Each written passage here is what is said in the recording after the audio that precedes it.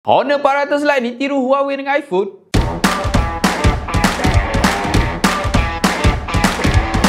Hai guys, balik kembali lagi. Hari ni aku dapat model terbaru daripada Honor, iaitu Honor 400 Lite. Yang mana aku rasa dah habis musim untuk Honor keluarkan model flagship. Sekarang mereka fokus kepada mid range dan entry level. Dan ini salah satu pilihan yang korang boleh dapatkan dekat factory mobile. Jadi dalam video ni aku nak unboxing dekat korang Honor 400 Lite. Apa yang menarik pada telefon ni? Jom teman aku unboxing. So guys, ini dia packaging untuk Honor 400 Lite. Yang ni ialah version Lite 5G. Kotak dia memang aku nampak cantik lah, sebab warna putih dengan gabungan warna gold. So kat tepi ni dia tulis Honor 400 Lite. Lepas tu kat belakang ni dia punya spek yang aku dapat ni ialah 256GB, 12GB RAM, warna grey. So apa yang menarik tentang phone ni? Jom aku buka. So, okey. Jadi buka-buka korang akan dapat dia punya phone. Okey, aku letak kat tepi dulu. Kat sini korang akan dapat sekali ialah dia punya warranty dan dia punya guideline, SIM injector dia, dan dia punya casing yang jenis silikon normal, semua dapat. Oh, casing dia ni macam iPhone lah, sizing dia ni. Okey, kita tengok lagi. Next, korang akan dapat dia punya adapter. Yang ini adapter boleh maksimal boleh dapat sehingga 35W yang jenis 3-pin. Aku suka yang macam ni. Okey. Next, korang juga akan dapat sekali dengan dia punya kabel. Yang ni kabel Type-C. Yang ni kabel Type-C. Okey. So, bagi aku simpan sekejap.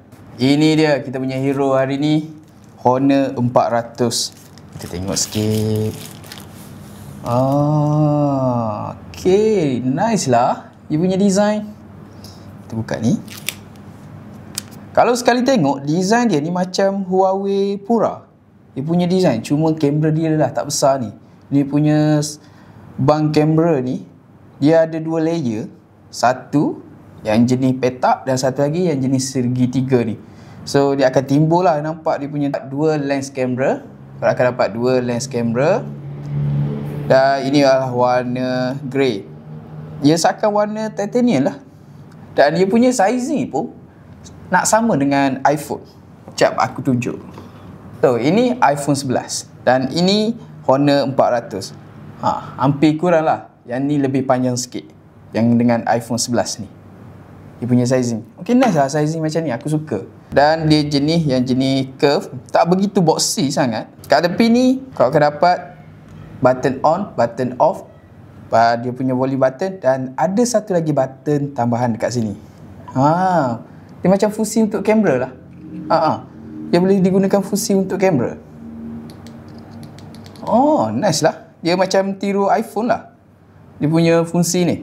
Okey, lepas tu kat tepi ni kosong. Dan kat belakang ni dia punya charging port, SIM injector dan dia punya speaker. Okey, kat depan ni ialah kosong macam ni. Aku sukalah dia punya design, agak nice. Kita tengok sikit setting dia. Kita pergi kat about.